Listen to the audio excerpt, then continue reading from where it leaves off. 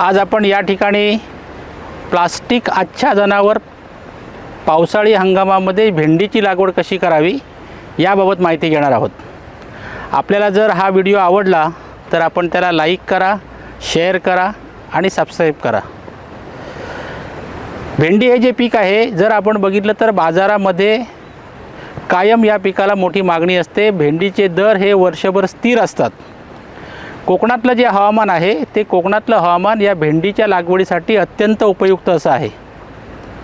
इथलं जे उष्ण आणि दमट हवामान आहे, या हवामानामध्ये भेंडीची वाढ अत्यंत चांगली होते। तीनही हंगामामध्ये आपण भेंडीचं पीक घेऊ शकतो, परंतु विशेषतः पावसाळी हंगामामध्ये भेंडी पीक घेण्यामध्ये अडचण काय, तर तणांचा प्रादुर्भाव मोठ्या प्रमाणावरती होतो। हा तणांचा प्रादुर्भाव जर आपल्याला कमी करायचा असेल तर आपण बघता या ठिकाणी अशा प्रकारे प्लास्टिक आच्छादन करून आपण त्यावरती भेंडी या पिकाची लागवड करू शकतो। अशा पद्धतीने जर लागवड केली तर आपल्याला तणनाशकांचा वापर करावा लागत नाही। त्याचप्रमाणे तणांची वाढ न झाल्यामुळे भेंडीची वाढ अत्यंत जोमदार होते।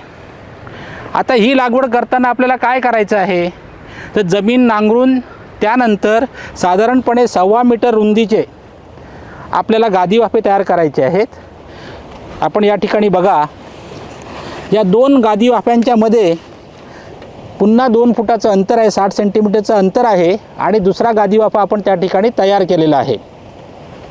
गादी वाफे तयार केल्यानंतर त्यामध्ये आपल्याला जे काही शेणखत आणि घालायचं आहे ते पूर्णपणे घालून घ्यायचं आणि त्यानंतर अशा पद्धतीने आपल्याला ड्रीपची जी लाईन आहे ती ओढून घ्यायची आहे आणि त्यावरती मग प्लास्टिकचं आच्छादन पसरून द्यायचं आहे आणि एका गादी वाफ्यावरती 2 ओळींमध्ये 60 सेंटीमीटर अंतर सोडून दर 1 फुटावरती आपल्याला 1 किंवा 2 बियांची लागवड करायची आहे। आता हे ड्रीपची लाईन कशासाठी, तर याच गादी वाफ्यावरती भेंडीच्या पिकाची काढणी पूर्ण झाल्यानंतर आपण पुन्हा नांगरणी न करता दुसऱ्या पिकाची लागवड करू शकतो। यामध्ये तुम्ही गवार घ्या, वांगी घ्या, टोमॅटो घ्या, मिरची घ्या, त्यासाठी तुम्हाला पुन्हा मशागत करावी लागत नाही। आपण या जर ठिकाणी बघितलं तर प्लास्टिक आच्छादन केल्यामुळे आपल्याला तणांचा प्रादुर्भाव अजिबात दिसत नाही आहे।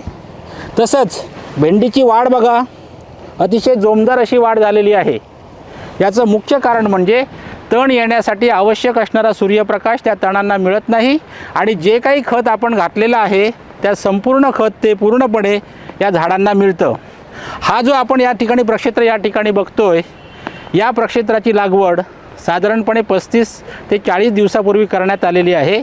या 35 ते 40 दिवसामध्ये आपल्याला आपण बघता आहात साधारणपणे 3 फुटापर्यंत याची वाढ झालेली आहे। या भेंडीला कळ्या यायला सुरुवात झालेली आहे।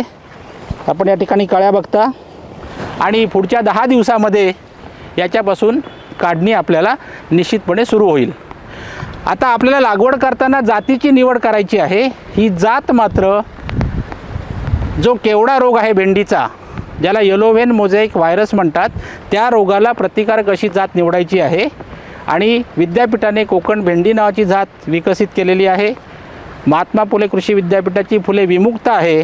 तसंच मैकोची मैको 10 नंबर ही सुद्धा जात अतिशय चांगली आहे। अतिशय चांगल्या पद्धतीचं उत्पादन भेंडीपासून आपल्याला मिळू शकतं। सर्वसाधारणपणे एका हंगामामध्ये एका गुंठ्यामध्ये आपल्याला 180 ते 200 किलो भेंडी एका गुंठ्यापासून मिळू शकते। अशा पद्धतीने जर लागवड केली तर ती लागवड शेतकऱ्याला निश्चितपणे फायदेशीर होईल याची आम्हाला खात्री आहे।